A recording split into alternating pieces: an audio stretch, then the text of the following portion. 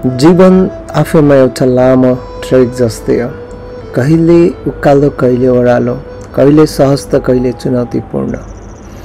यही यात्रामा हामी लक्ष्यतर्फ अघि बढ्दछौँ, थाक्छौँ, रोकिन्छौँ र फेरि उठेर हिँड्छौँ।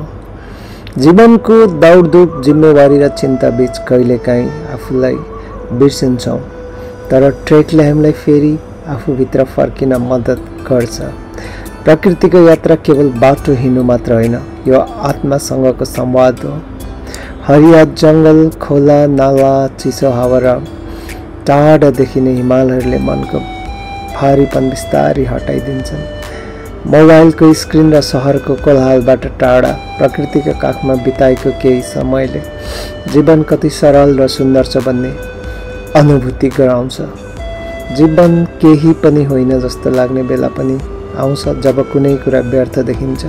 त्यस्तो बेला थोरै स्पेस बनाउनु जरुरी हुन्छ। आफैलाई समय दिनु, भिडबाट टाढा जानु र ट्रेक जस्तो यात्रामा निस्किनु जीवनका लागि औषधि जस्तै हुन्छ। हरेक पाइलासँगै नयाँ ऊर्जा, नयाँ सोच र नयाँ आशाहरू जन्मिन्छ।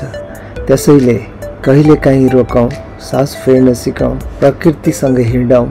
ट्रेकले हामीलाई सिकाउँछ कम सामानमा पनि खुसी हुन सकिन्छ। धैर्यले गन्तव्यमा पुगिन्छ र जीवनको वास्तविक आनन्द सरलतामै लुकेको हुन्छ। प्रकृतिसँग रमाउँदै जीवनलाई फेरि नयाँ अर्थ दिउँ।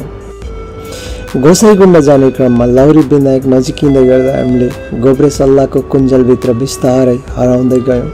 अग्ला अग्ला सल्लाका रुखहरू बीच फैलिएको शान्त वातावरण, चिसो हावासँगै बगिरहेको कुहिरोले बाटोलाई अझै रहस्यमय र मनमोहक बनाइरहेको थियो।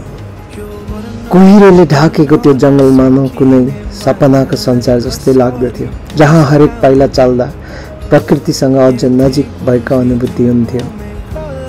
गोब्रे सल्लाका पातहरूबाट झर्दै गरेका साना थोपा, हावासँगै सुसाउँदै गरेका रुखहरू र वरिपरि फैलिएको